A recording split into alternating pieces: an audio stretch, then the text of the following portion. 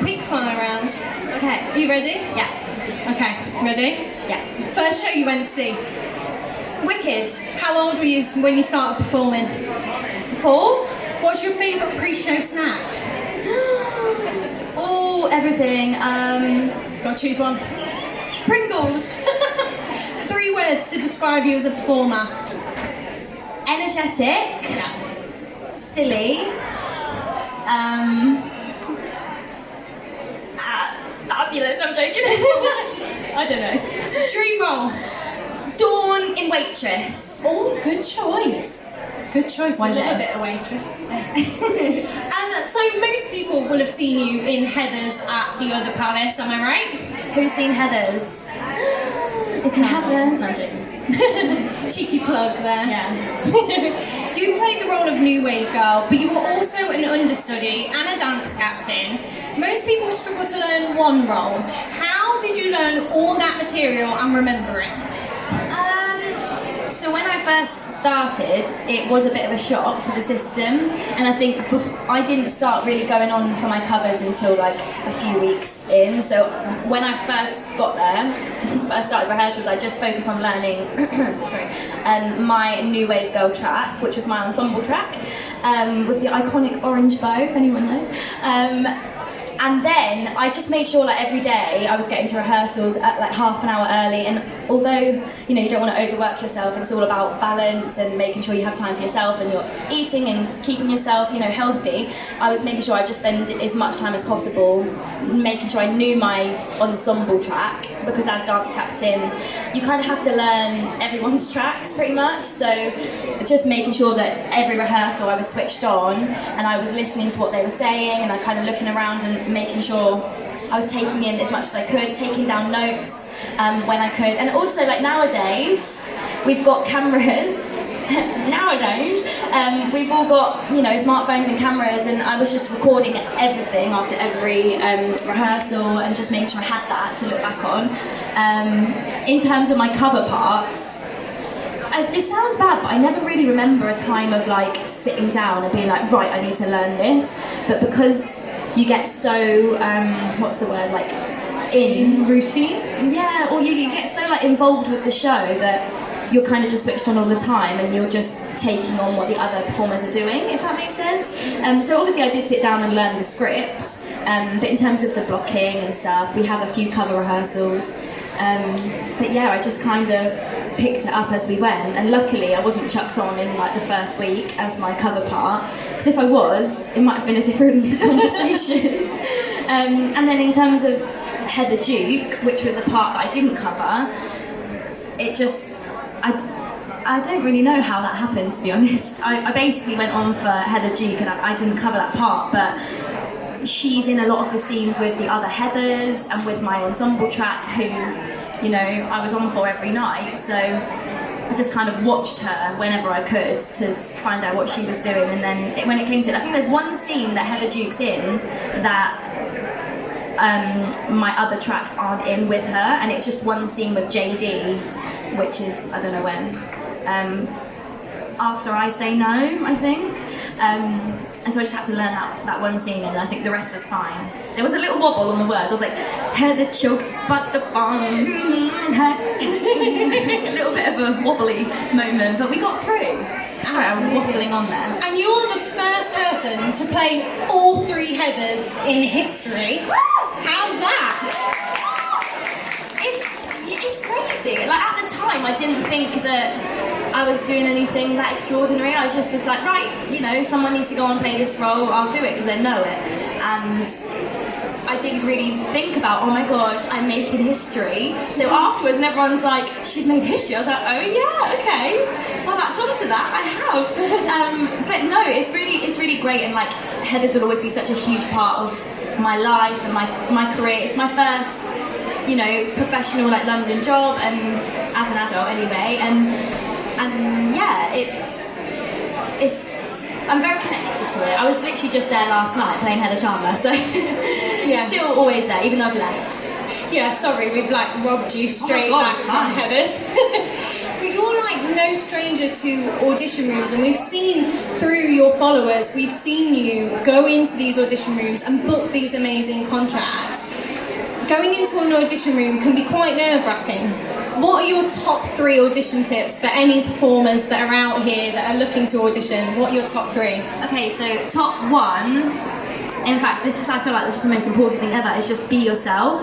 I think a lot of the time, like even me still, and all the professionals probably in this room, you go into an audition room and you compare yourself to other people and you go, oh my god, she can kick her leg higher than me, or they're doing the splits and I can't do the splits, or something like that. And it's never really about that, It's always about what you bring to the table. And Bethany could be playing Heather Chandler and I could be playing Heather Chandler, and we both would do it completely different because we're different people. And you have to bring a sense of yourself to every role you're going into audition for. That's the most unique thing you can bring to any audition, is yourself. It's not like I'm really unique because I can sing really high, because that's not unique. Loads of people can sing really high. It's about bringing yourself. I thought I was on the screen then, I got a bit like, oh, yeah. It's about, bringing yourself to every role. So that's number 1. Number 2, preparation. I'm the worst for that, I'm not gonna lie. I always learn it the night before and then get really stressed, so ignore that. But preparation is definitely important. Just so you know as much as you can, like what you're doing. It's just really, makes you feel way more comfortable and confident, I think. Number 3, number 3, I don't know. Do you have any mindset tips, like going in? Is there anything you think that helps you in an audition?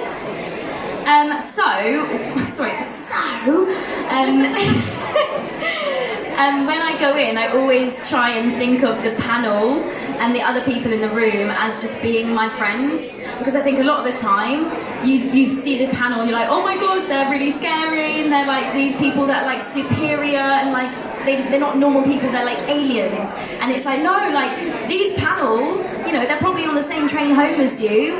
They're normal people, they're just here and they want the best for the show, and they want you to do really well. Like you don't come into that room with them thinking, oh, I hope they're rubbish. They really want you to be good, and they're on your side. And so I think that's what I always try and think, that this panel, they're my pals, I'm just performing to my friends, at school or whatever. And yeah, that's kind of what I do. And obviously, most of us here, I think all of us probably here, follow you on social media. You make incredible content and you've amassed a large audience for it. How has social media helped your career, and do you think it's important for young performers to be utilising social media? I think for me personally, it's been like the biggest thing in terms of my growth as a performer.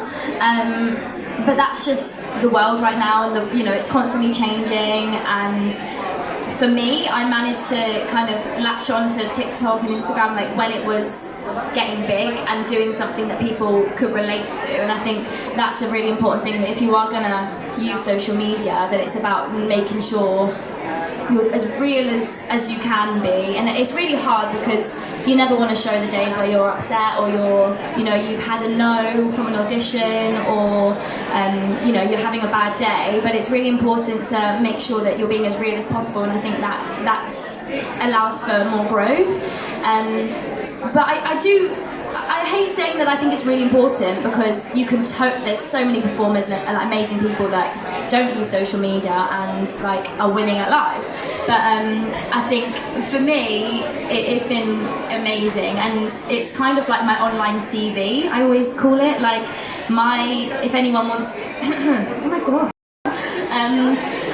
For me, yeah, it's like an online CV, so if anyone wants to know anything about me, or what I ate for dinner last night, just go and check on TikTok and they'll find out.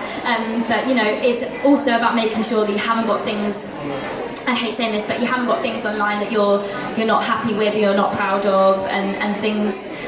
Just making sure you kind of got the best version. Obviously, you've got to be real, but the best version of yourself if you're going to use it for musical theatre benefit online. I say that, I post videos of me like singing badly on purpose, like as a joke, and that's just what I do. But like, yeah. But that shows so much personality, and I think that's lovely for casting directors and agents to be able to relate to you. So I think we'd all like to know, what's next for Hannah Lowther? So, I'm doing Emoji Land, the musical, which is, I don't know if anyone's heard of it, but the soundtrack is epic, so go and have a listen on Spotify, not an ad. But Emoji Land is a concert. It's going to be at the Garrick Theatre on the 31st of October, so on Halloween. It's nothing to do with Halloween actually, but it's just on Halloween. So if you've got nothing to do, then come along. And then I'm doing Panto at the New Wimbledon Theatre. I've got to wear a black bob wig for a month, so please come and show me some support, because that's going to be hard to get through. I think you look great in the wig on the poster. I can't say I agree, but that's okay. Keeping it positive. We're all really excited to come and see you in Panto. Can I just ask your final question of what advice would you give to all the aspiring performers and young talent out there? What's your advice for them? Just keep your passion alive all the time. You know, if you're having doubts and there's times where you don't love it, then that's okay. You know, I definitely went through phases where I was like, do I want to do this anymore? It's too hard. You know, I was working at Tesco. I thought I'm never gonna be able to move on from that. And you know, you will always come out the other end, and it might not be the way you suspect it. Performing arts as a whole leads down so many different roads, as I'm sure you're all aware, and even just using my performing skills in day-to-day life, like as example, like working at Tesco, I was performing every day, stood on the tills, being like, hello, can I get you a bag? Like, you just use it in your everyday life, and that's what keeps your passion alive. And for me, TikTok helped keep that passion alive. It helped me keep close to the musical theatre community, and it's just about like loving it. Just love it, because at the end of the day, it's singing and dancing and acting. It's nothing that deep, and everyone's gonna hate me for saying that. Like, it's really not that deep. Like, it's just like it's fun. It's really fun, and like there are moments where it is deep, but you know, we're not saving lives. We are performing, and it's amazing, and we're bringing joy to people, and that's super, super important in the world, definitely right now. So just keep your passion alive. Thank you so much. That's incredible advice. Everyone, give it up for Hannah!